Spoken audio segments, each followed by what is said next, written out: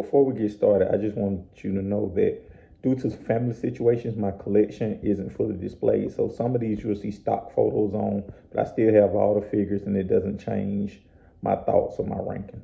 What's up, YouTube? It's your boy DR2727. Shout out to my Transformers collectors, 1/12 scale collector, whatever you collect, shout out to you. And this month's video for January 2023, annual Transformers rundown, is where we count down all the figures I bought in. Before we officially start the rundown, I got to give a shout out to 3 figures that I didn't buy that made their way into my collection. From left to right, the KFC Stogie, which was a gift from my wife. In the center, Takara Reboost, which is a gift from my boy Transformers Toy Talk. Go check his channel out on YouTube. And finally, it is the x-transbots Nelson, which was part of the Rammer Collectors Rock Box. Go check them out on YouTube too, the Rammer Collectors. And these are figures that just mean a lot to me. I won't rank them because, again, I didn't pay for them. They were gifts, so they mean more to me than most of these figures. These feel like really well done accessories instead of MP minifigures. And for characters this important, they should feel like MP minifigures. And I'm recording this June 29th, 2022. And so far, these are the worst figures I bought this year. And I don't see anything being worse than this year. And it's just a shame because for characters this important, they should be done at a higher level. Have you guys ever been in a relationship, broke up with the person, and remember the relationship so fondly that you're like, hey, maybe we can get back together. We both have matured. And as soon as you get back together, you immediately regret that decision and remember why y'all didn't work out from the beginning. That's how I felt about this figure. I had such fun memories, and then I was able to reacquire this figure. Shout out to my boy Derek B for giving me the bad cute Lori. And I got it, and I just knew immediately it wasn't for me. The transformation was frustrating. The lack of articulation, the lack of paint. It's just not an MP by any stretch of the imagination. And just my memory of it is much better than the figure actually was. Quick story. There was this class in college that I was the main driver for. I contributed the most to the class. I asked the most questions, contributed to the most discussion. Well, one day I missed class and the professor asked, should we cancel class? Because Darren wasn't there. And the class said, yeah. And the professor was kind of frustrated. So he said, Darren isn't as smart as you guys think he is, but he's smarter than I give him credit for. And that's how I feel about this figure. I think it's not as good as the community says it is, but it's better than I would give it credit for. And I think it has a lot of good things going for it. I just think it's overrated. Kudos to Planet X for finding the lane and staying in it, but this figure isn't as good as their other figures. Because of the spikes, it's not that fun to manipulate. Because of the shaky hips and knees, it's not that fun to manipulate. I mean, it completes a collection for me, which is a great thing, but I would be lying if I said Planet X couldn't do better. This is another one of those form effects functionality figures. They made them cool with the spikes and stuff like that, but it makes it less playable. I actually like this character, and I think it fits the IDW motif they're going for more than the others that we've seen on here, but it still kind of takes away from a really cool character.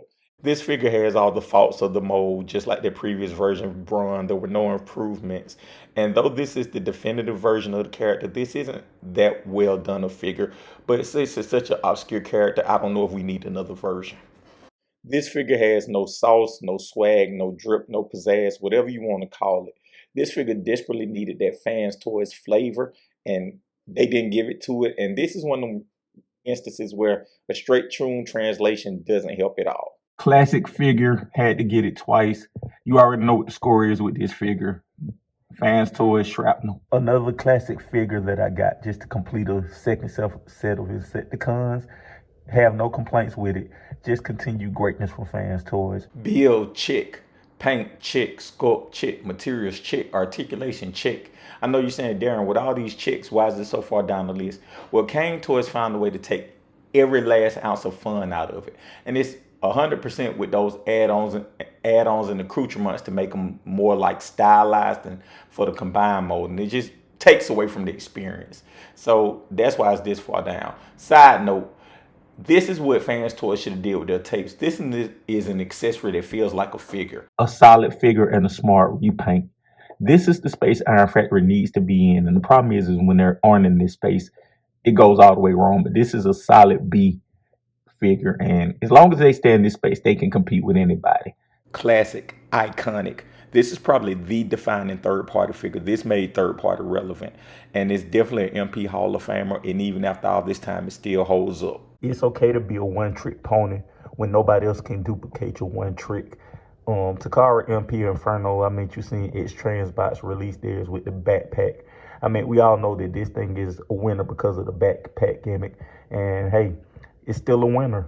Not the most interesting looking character, but Fans Toys does what Fans Toys do. They find a way to add a little sauce to it. I mean, with that charcoal black that you got to see in person, the paint, just everything, even the interesting transformation and the relatively easy transformation. Another solid double figure from Fans Toys. It may not be a home run, but it's definitely a double, maybe a triple. Nothing too much to say here. Another solid figure from probably the only company that should be making MP bots, but this is a solid B plus, and it speaks more to Fans Toys consistency and them being able to add sauce to something as kind of generic as this character. I give Fans Toys a lot of head for adding sauce to bland figures. This is the complete opposite. This is going into that restaurant and just getting food that isn't well seasoned. Like, they turned down the sauce on this, and it's a huge disappointment. Along with the headmaster gimmick that they should have never did. They should just did like the others and not have the the movable stats. And you know, it just this figure just feels less, even though the transformation is wonderful and it's actually very interesting and pretty simplistic. So like, this is a really well done figure, but Fans Toys is missing the Fans Toys ingredient. Another example of when going Ultra Tune goes wrong. Like, this figure looks arguably perfect. It looks just like it walked off the screen. But to get that look, Fans Toys had to engineer a ton of fun out of it. This is another one of those iconic pieces that's universally respected and well regarded, and for rightfully so. Great paint, great build, screams MP all day. This is what Kane Toys lives at when they don't shoot themselves in the foot. All their figures have been top 10 that I've reviewed. They have this paint, the sculpt, build, materials, everything that you would want in a figure. Now, you may not like the stylization, but they make great figures. This is no exception. This is a super solid figure of a unique, original character.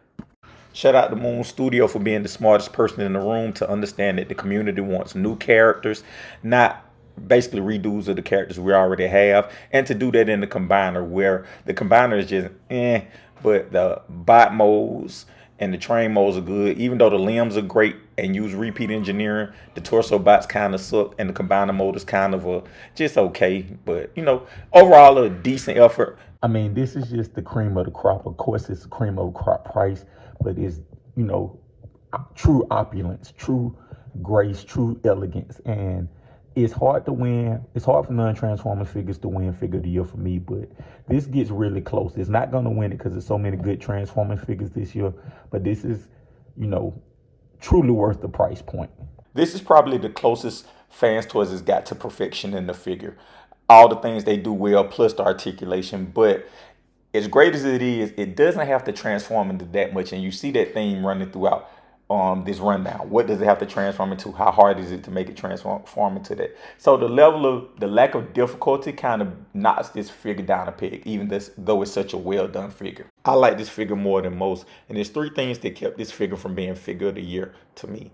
One, if Fans Toys would have made that missile diecast for the perfect transformation to work a little better. Two, if it would have had a better ab crunch. And three, if it would have had a better ankle rocker, we would be looking at a winner chicken dinner. When Iron Factory get it right, they're one of the best companies in the game. And they haven't gotten too many right in their Samurai series, but they got this all the way right with the normal sculpt, the paint, the build. But this time they added an interesting transformation where part of Grimlock's mouth becomes the foot. I don't think we've ever seen that before. Well done, Iron Factory. And the best figure I bought in 2022 is Fans Toys Rig.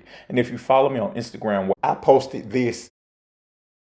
Are you a faithful viewer of my channel and saw he made the MP Hall of Fame where I said this? And the next Hall of Famer is Fans Toys Rig. And I know that people are saying, wait, this figure is very new. I think it's only a month old at the time of this recording, maybe not even that old. But this is definitely an MP Hall of Fame. And I'm going to use Patrick Mahomes as this athlete, as this comparison, because when you know, you know. Patrick Mahomes already is an MVP, a Super Bowl MVP, been to two straight Super Bowls with 4 straight conference championships. Like, he don't have to do nothing else, and he's pretty much a Hall of Famer. And this figure came out with the same thing. It's that sculpt, it's that paint. But what makes it different is that engineering. Fans Toys, as only they can do, found something different, made something that everybody else did one way, and completely turned it upside down and did another way. And this isn't to say that it's perfect, because I don't mind the articulation, but that single hip flap definitely keeps it from being perfect. But there are times when innovation takes a figure to like MP God level status. My DBZ fans know what I'm talking about. And like, I think with Road King, I think with this, I think that level of innovation, again, what do you do? What do you transform into? How do you transform into it? It takes it to a level above MP. And so for that reason and more, the paint, the sculpt, and all the other stuff, this is why this Huffer is my figure of the year. And that was the Transformers 2022 rundown, where we count down all the figures I bought in 2022. Before we get out of here, I want to give a couple of superlatives. I want to say that the most disappointing figure I got was Fans Toys Jive. Look, I was expecting an A plus and got a B minus from a company that has given us A's pretty much the whole year. The most surprisingly good figure I bought is the Iron Factory Grimlock. That figure was so close to being figure of the year, and it just lost to Huffer because Huffer is painted better and has die cast and better materials.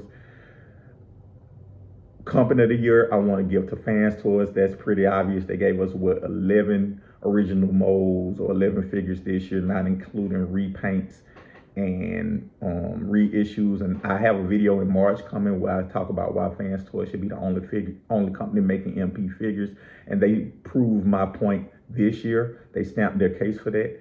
And finally, what I'll give this year a B plus in collecting. It would have got an A if Flames Toys Rodimus would have came in on time, but it didn't. And I'm, a little disappointed that Fans Toys didn't give us one of the combiners, but they gave us so much other stuff that I can't knock off points from my collecting this year. So this year was a B plus for me. Let me know your thoughts in the comments. What was your favorite figure? What did you give this year as far as collecting?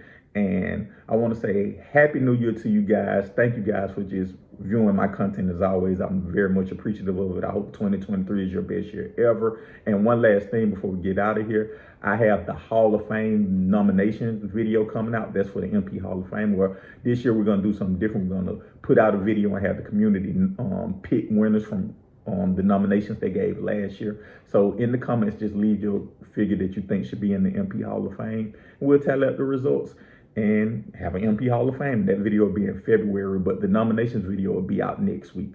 So as always, thank you guys for watching. Have a happy and prosperous new year.